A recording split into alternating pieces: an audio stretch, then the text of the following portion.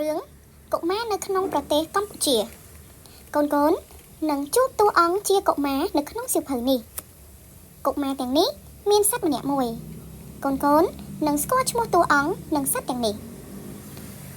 ជាកឹកគាត់មកពីខេត្តរតនគិរីគាត់មានឆ្កែមួយឈ្មោះកើនេះជាចាឆែនាងមកពីខេត្តកំពង់ធំនៅផ្ទះនាងមានសត្វមាន់ជាច្រើនមាន់ដែលនាងចូលចិត្តជាងគេឈ្មោះកឹកនេះជាគឿគាត់មកពីខេត្តមណ្ឌលគិរីគាត់មានទាមួយក្បាលឈ្មោះកែនេះជាណារីនាងមកពីខេត្តសៀមរាបនាងមានសត្វដ៏ពិសេសមួយឈ្មោះខាមនុស្សជាច្រើនខ្លាចសត្វនេះប៉ុន្តែខាមិនចេះចឹកមនុស្សទេតើកូនអាចទាយបានទេខាជាសត្វអ្វី